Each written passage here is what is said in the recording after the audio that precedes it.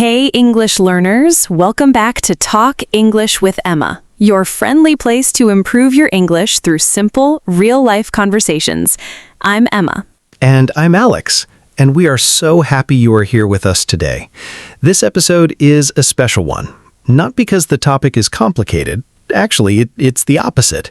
The topic today is one of the simplest and most honest conversations we have ever had on this channel. And I think it might be one of the most useful ones, too. On this channel, we make English learning easy, practical, and enjoyable. We focus on everyday speaking, useful expressions, and conversations that help you sound more natural and confident. If you enjoy learning with us, please like this episode, subscribe to Talk English with Emma, and share it with a friend who is learning English. Your support helps us reach more learners every single day. Okay, today's topic. Emma, I have a question for you. Go ahead. Have you ever known something in your head, but been completely unable to say it out loud? Oh, yes, more times than I can count. Describe the feeling. It's like trying to push something through a wall that's not quite solid, but it's not quite open either. The thought is there, it's clear, you can see it, you understand it, but the moment you try to move it from your brain to your mouth, something happens in between, and what comes out is wrong or slow or nothing at all, and you stand there knowing exactly what you wanted to say and hearing something completely different coming out of your face. Something completely different coming out of your face. That is exactly what it feels like. And I think every single person learning English has felt that gap, that frustrating, confusing gap between what you know and what you can say. You understand English when you read it, you understand it when you hear it, but the moment you need to produce it, to open your mouth and make real spoken English come out in real time, something breaks down and you don't know why, and nobody has ever really explained it to you. And today, we are going to explain it, because there is a reason the gap exists, and there is a way to close it, and it has nothing to do with vocabulary lists or grammar drills or any of the things that most English courses spend most of their time on. It has everything to do with training, specifically training your brain and your mouth to work together in English, because they are two separate things, and most learners train one without realizing they are neglecting the other. And today we have 3 ideas, 3 real, practical, honest ideas that will help you close that gap, help you move English from something you know to something you can actually say. And the third one, Alex, I want to say this now, the third one is the one that sounds too simple to work, and then you try it, and it changes everything. So please stay with us all the way to the end. Let's start with idea number 1. Idea number 1. Understand why the gap exists, because most learners blame themselves when this happens. They think, I'm just not good enough. My English isn't ready. I don't know enough words. I'm not smart enough for this. And none of that is true. The gap between understanding and speaking exists for a very specific reason, and it's not about intelligence. It's about how the brain stores and retrieves language. Think of it this way. When you read English or listen to English, your brain is in receiving mode. It is taking things in, processing, recognizing, matching words to meanings it already knows. And that process, the receiving process, is relatively comfortable. It is passive. The language comes to you, and you work with what arrives. But when you speak, everything changes. Now your brain has to do the opposite. It has to produce. It has to search through everything it knows, find the right words in the right order, put them together according to rules it is still learning, send the signal to your mouth, and do all of that in real time while someone is waiting in front of you. That is an enormous amount of work. And if your brain has not practiced that specific process, the producing process, not the receiving one, it will be slow and uncertain and unreliable. And here's the important thing. You can read 10,000 pages of English and watch 1,000 hours of English television and still not be able to produce English fluently. Because reading and watching train the receiving brain. They do not train the producing brain. They are different muscles, and you have to train both. I want to share something personal. When I was learning another language, I spent about 2 years reading and listening. I built a good vocabulary. I could follow conversations. I could read articles and understand them. And I felt like I was making real progress. And then one day, someone spoke to me in that language and expected me to speak back. And I completely froze. I could not put a sentence together. I knew all the words, but I could not find them fast enough. I could not hold them in the right order while also thinking about what I wanted to say. It was like trying to run before you have learned to walk properly. And that experience of feeling like you know more than you can say is one of the most demoralizing things in language learning, because it makes you feel like all that work was wasted. And it was not wasted. The receiving brain does need to be trained, but you also need to start training the producing brain. And most learners start that far too late. So idea number 1 is simply this: understand the gap. Know that it is real, it is normal, it has a reason, and it is closable. The gap exists not because you are failing, but because you have been training one side and not the other. And that's fixable. It's always fixable. Okay, idea number 2, and this is where it gets practical. Idea number 2, train your mouth before you train your mind. Now, let me explain what I mean by this, because it sounds backwards at first. Most learners assume that fluent speaking comes from knowing more. No more words, no more grammar, no more phrases, and then speaking will follow. But that's not how it works. Speaking fluency does not come from knowing more. It comes from doing more, from making your mouth move in English so many times that it becomes automatic. Think about any physical skill you have ever learned. Learning to ride a bike, learning to swim, learning to drive a car. In all of these cases, you could not think your way to fluency. You had to do it. You had to fall off the bike. You had to swallow water. You had to stall the engine. And your body learned from doing, not from understanding. And speaking English is physical. Your mouth, your tongue, your jaw, your breath, they all have to learn the shapes and rhythms of English, and they can only learn them by making them over and over again until they become muscle memory, until they stop being things you do consciously and start being things you do automatically. And there's a very specific way to train this. It's called shadowing. And it's one of the most powerful speaking practice techniques that exists. Shadowing means you listen to someone speaking English, someone whose speaking you admire, someone who sounds natural and fluent and comfortable, and you speak at the same time, not after, at the same time. You shadow their speech like a shadow follows a person. You copy their rhythm, their speed, their intonation, their pauses, their energy. And it feels awkward at first. Very awkward. Because you are moving faster than your brain is comfortable with. You are not stopping to check if you are saying it right. You are just saying it, following the voice, letting your mouth move before your mind can get in the way. And that is exactly the point. Because speaking in real life does not give you time to stop and check. Real conversation moves, and your mouth needs to learn to move with it. I started shadowing about a year into learning my second language, and I felt ridiculous for the first few weeks.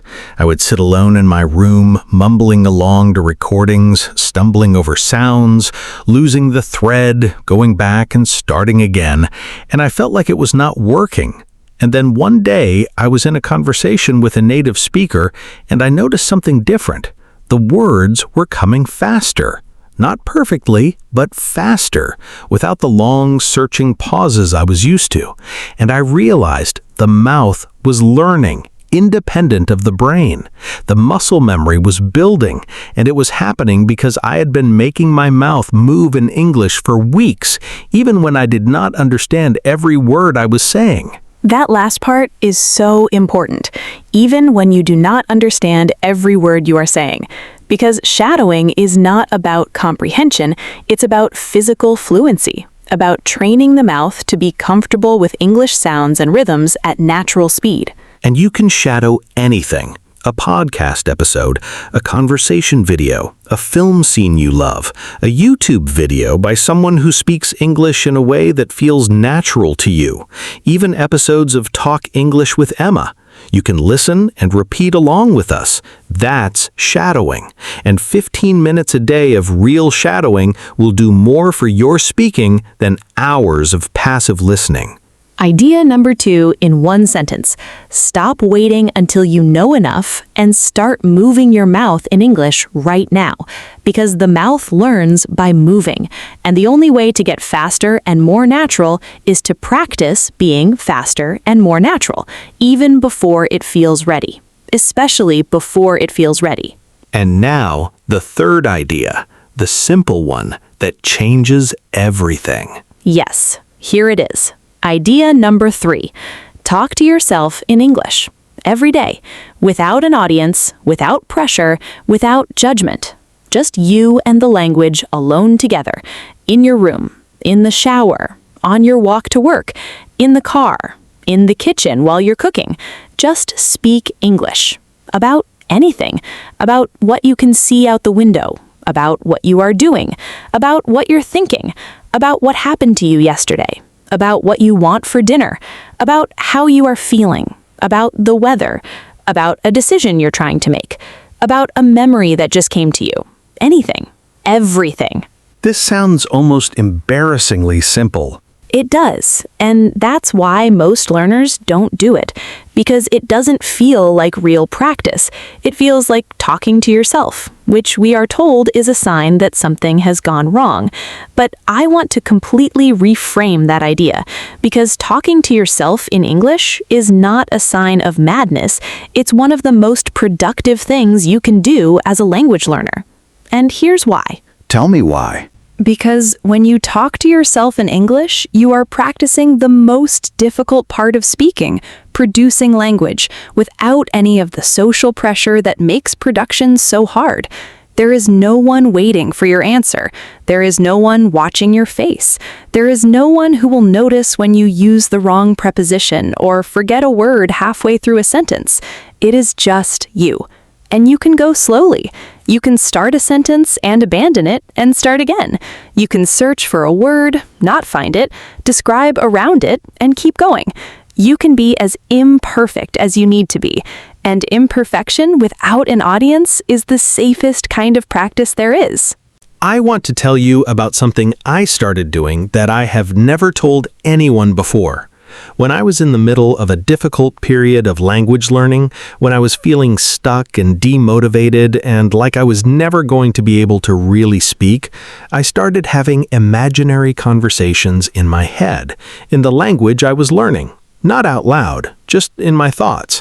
I would be washing up or walking to the shop, and I would just start thinking through a conversation. Maybe a conversation I needed to have. Maybe a conversation I had just had and wanted to process differently. Maybe a completely invented conversation with someone I admired. And I would think through what I would say. Try out sentences. Notice when they felt wrong and find a different way. Notice when they felt right and remember them. And did it help? It helped enormously because I was doing the production work, the hard cognitive work of constructing sentences in real time without any pressure attached to it. And then, when I needed to have a real conversation, the sentences came a little faster because my brain had already been practicing making them in the quiet, on its own, without anyone watching.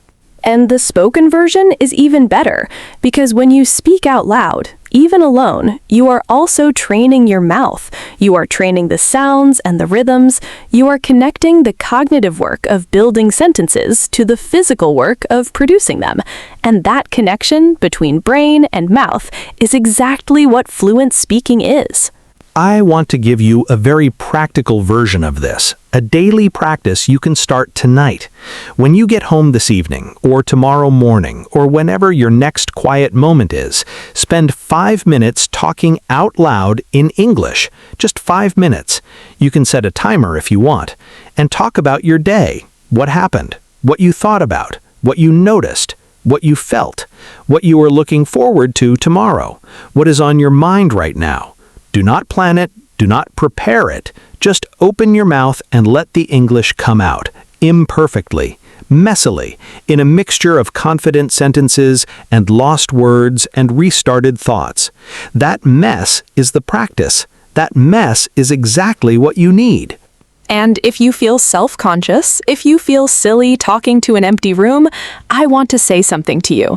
Every fluent English speaker you have ever admired, every person whose speaking sounds natural and effortless and beautiful, got there by doing something that looked and felt ridiculous at some point, by making the sounds in their room or their car or their shower when nobody was watching, by being imperfect in private so that they could be more fluent in public. The private mess is the price of the public ease, and it is a very good price. The private mess is the price of the public ease. Emma, please put that somewhere safe.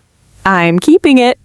Okay, our word tour. Let's slow down and walk through some of the words from today. First word, fluent.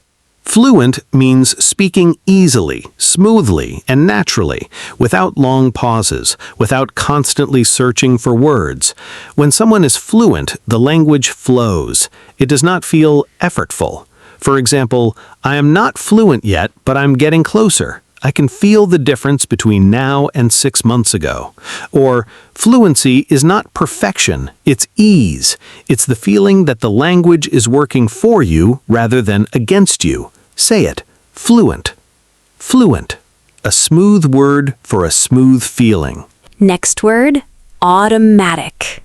Automatic means happening without conscious effort, without having to think about it. When something becomes automatic, you do not decide to do it. It just happens, like breathing, like walking, like speaking your first language. For example, the goal is to make basic English phrases automatic so that they come without thought, and I can spend my mental energy on what I am saying rather than how I am saying it. Or, after months of practice, some phrases just became automatic. They were just there when I needed them. Say it. Automatic. Automatic. Next phrase, muscle memory. Muscle memory means the ability to repeat a physical movement without conscious thought because your muscles have done it so many times they remember how. Athletes talk about it, musicians talk about it, and language learners should talk about it too because speaking is physical and your mouth and tongue and jaw can develop muscle memory for English sounds and rhythms, just like a pianist develops muscle memory for scales. For example, after enough shadowing practice, the sounds start to become muscle memory. My mouth knows what to do before my brain has caught up. Say it. Muscle memory. Muscle memory. Next word, stumble. To stumble means to trip, to make a mistake in the middle of something. When you stumble over words, you lose your place, you say something wrong, you start a sentence and cannot finish it. And stumbling is not failure. Stumbling is practice. For example, I still stumble over certain sounds in English, but I stumble less than I did 6 months ago, and I know I will stumble less again in 6 months. Or, everyone stumbles when they are learning. The goal is not to never stumble, it is to get up faster each time. Say it. Stumble. Stumble. Next word, consistency. Consistency means doing something regularly, over and over again, without long gaps, without stopping and starting. Consistency is the difference between improvement and stagnation in any skill. For example, the most important thing in language learning is not how hard you study, it is how consistently you show up. 5 minutes every day is worth more than 2 hours once a week. Or, I'm working on building consistency, even on the days when I don't feel like it, especially on those days. Say it. Consistency. Consistency. And our last word today, breakthrough.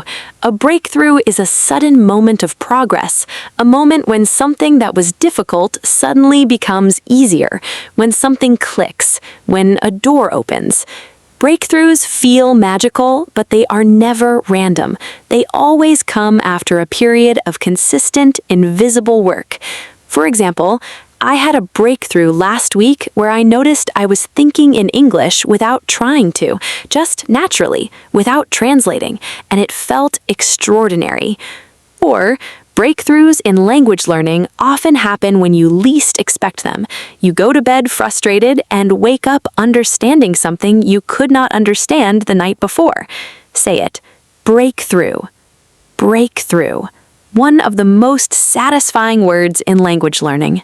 6 words today. Fluent, automatic, muscle memory, stumble, consistency, and breakthrough. These are the words of the journey, the real one, not the perfect imaginary version, the actual one with all its awkwardness and its progress and its unexpected moments of ease. Now it's your turn, and this is the part we love most. Yes, because this is where the practice becomes yours. Here's your challenge. Tonight, or tomorrow, or the next quiet moment you have, talk out loud in English for 5 minutes about anything, about what you can see around you, about your day, about a memory, about a worry, about something you're looking forward to. Anything. Just open your mouth and let the English come, imperfectly, naturally, without judgment. And then come to the comments and tell us how it felt. You might write something like, I tried talking to myself in English for the first time tonight and I felt ridiculous for about 30 seconds and then something relaxed. Or, I've been doing this for 2 weeks and I noticed today that I was speaking in full sentences without stopping to think. Or even, I tried it and it was messy and slow and I'm going to try again tomorrow. That last one, that is the most important comment you could write, because going back tomorrow is everything. Consistency is everything. The people who become fluent are not the people who were naturally talented. They are the people who kept going on the messy days, who opened their mouths even when nothing came out right, who showed up for the practice even when the practice felt pointless. Those are the people who get there. And you are one of those people. We genuinely believe that because you are here, you are listening, you are thinking about your English and trying to understand it more deeply, and that is already more than most people do. Before we finish, we want to say something directly to you. The gap between what you know and what you can say is not a sign that you are behind. It is a sign that you have been learning the right things in the wrong order. And now you know the right order. Train the receiving brain and the producing brain. Shadow, talk to yourself, move your mouth in English every single day, and watch what happens. Because the breakthrough is coming. Maybe not today, maybe not this week, but it is coming. Because breakthroughs always follow consistency. Always. And when it arrives, when you're in the middle of a conversation and you notice that the words are just coming, without the searching, without the panic, without the gap, remember this moment. Remember that you built that. Sentence by sentence, practice by practice, private mess by private mess. You built it, and you will build it again. If this episode helped you, please give it a like, subscribe to Talk English with Emma, and share it with a learner who is feeling stuck right now, who needs to hear that the gap is closable, that the breakthrough is coming. Your support helps us reach the people who need this most. Until next time, take care of your English and take care of your practice. Open your mouth, make the mess, keep going. This was Talk English with Emma. I'm Alex. And I'm Emma. We will see you in the next episode. Bye, everyone, and go talk to yourself.